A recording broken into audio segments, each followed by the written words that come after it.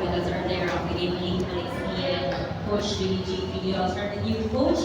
Last game, you failed to grab that opportunity to get a 3-1 lead in the series. How did you keep the morale high and keep the players confident coming to today's game?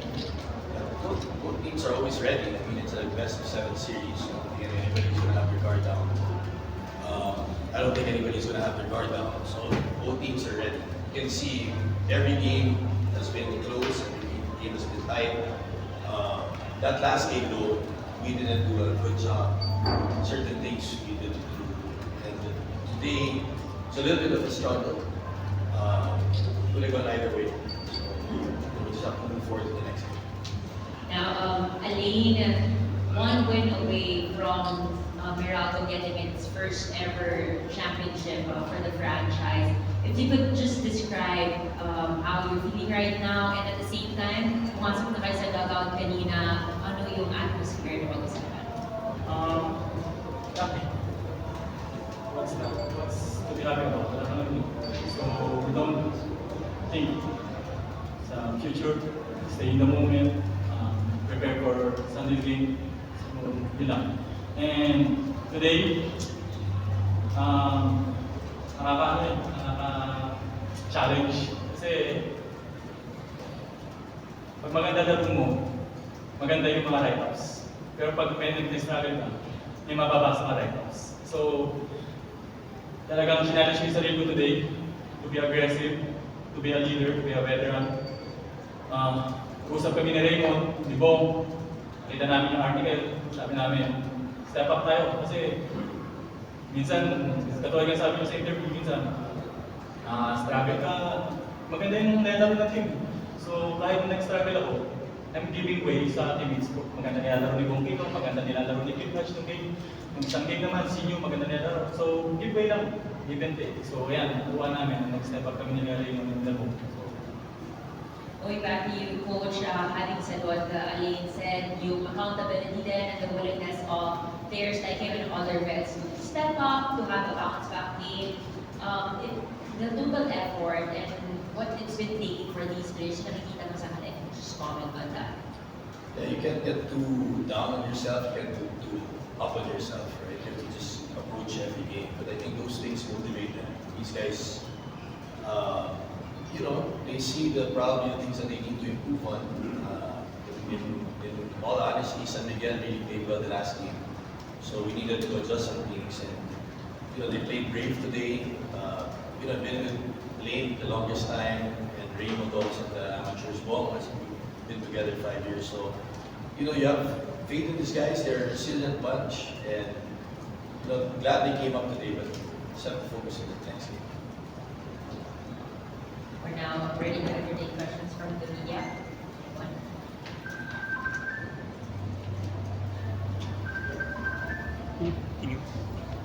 Coach, congratulations. Coach, ang team for allowed 111 points first time in 2 weeks, century mark. How did you address getting back to the defensive mindset of the second touch na namin yung game? How did you discuss na the continuity ba and help nasi yung strategy early and was able to accomplish the San Miguel is a deep team. So last game, hindi namin nakita, big, and Terrence came out and gave quality minutes. We were able to score. They're known as scorers, so alam namin yun. And it's hard. The game before that, Nemo also scored, right? So they brought a lot of energy in the team. They had 2 days rest. We know tomorrow they have 1 day rest and we come back Sunday. Right? So, these games are so close, and both teams are being coached well. The players are stepping up. It's nice to watch. It's nice to be a part of it. And they're both. One team gets a 7-point lead, the other team comes back and gets the lead. You really relish these moments. I'm sure I'm saying this. I'm sure San Miguel is saying this, but we're just also glad to be, to be in this situation against a quality team. Right? But it's one game. We know that. To focus on that next one, we have a quick turnaround. Bali yung third quarter, umamay ng mga 8-10, San Miguel, took the lead. And during that run ng San Miguel, Joel parang yung tinakas-score ka din. And kaya po, avoid yung wala yung malaking lead. Crucial yung mga baskets mo yung tulong ng best round. Para sa akin, ano lang, composure lang na kahit na doon talaga makakabalik sila yung malakas yung team sa minute, hindi naman namin yung disregard for something.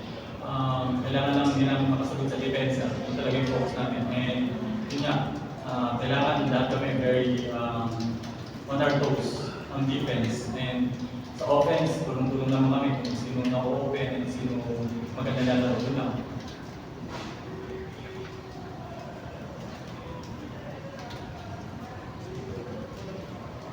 Like, 50% yung field goal shooting that mo today. What was something different today? Kasi nga you said you had some bad games in the series, pero today you shot efficiently. What was the difference in today's game? I'm asking to place para sa sarili ko. I'm more assertive in terms of offense. And I'm calling the new for this play. See, set me up, parang mga ganun. So, just always be involved in a two-man game or three-man game or weak side. Just continue to find my touches and aggressive lang. Kailangan ko talaga mag-step up eh. Kasi nag-step up na sila na si New, si Bong, si Raymond, si Cliff. So, it's my turn na mag-step up na nila.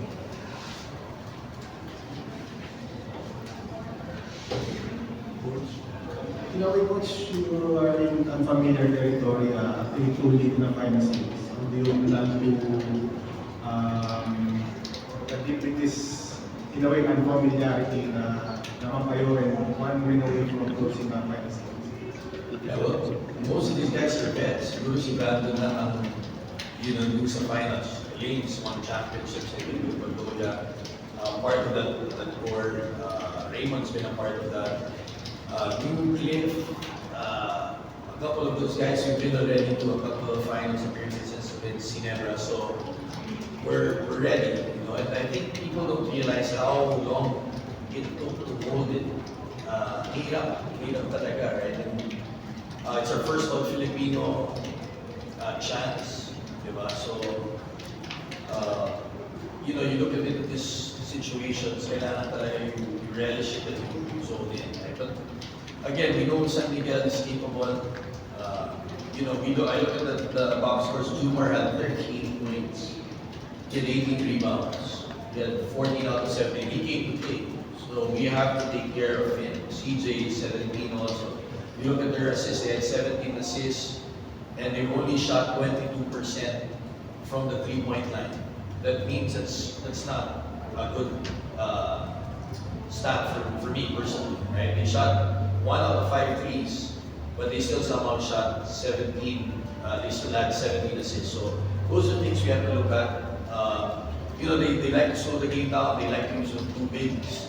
They have Tolgano as the four. Big is their instant offensive defense. There are a lot of things that we have to think about. But clearly, it's defined in what they want to do. Clearly, it's defined what we want to do. Right? That is beauty there. They have their offense. We have our defense. So we'll come in. You know, shout out to Brandon. He was not 100% today. He had the flu. We played through it. We're not going to talk about guys, but we're not 100% with some of the other guys in the room. We're going to have to recover. One day, quick turnaround. Make sure our AP staff's ready, get taking care of them, and then just lock in tomorrow. So walk through it. You know, come out and play. Coach, you mentioned yung disappointment sa Inevra series, Inevra series. Would that be something that siguro an additional motivation, but a fuel na you don't want to happen again with this team of yours? Yeah, I think it's a blessing. Every time you're in a situation you play like Ginebra, you know, no, I don't think coaches at the start of the season put us in the top 4 every year, every conference, right? Think about it. If you ask all the PBA coaches or any of the favorites out there, we're never in the top 4. The last 8 conferences we made, 6, di ba? At it takes a lot of trials sa finals, parang masakit doon, but we relish it. It's a learning thing for us. You know, you grow from that, you can take it, I don't know, but our guys have been so relentless in that. Alam namin yung pagkukulang, like we come into a finals, the next year they add Stan Harder. The next year they add a Pringle. It's tough seeing all those things, and then now we have to go through this. But the one thing we're proud about is everybody stepping on Anjo. You know, Brandon was sick today. We had some living Jensen's coming off a hamstring.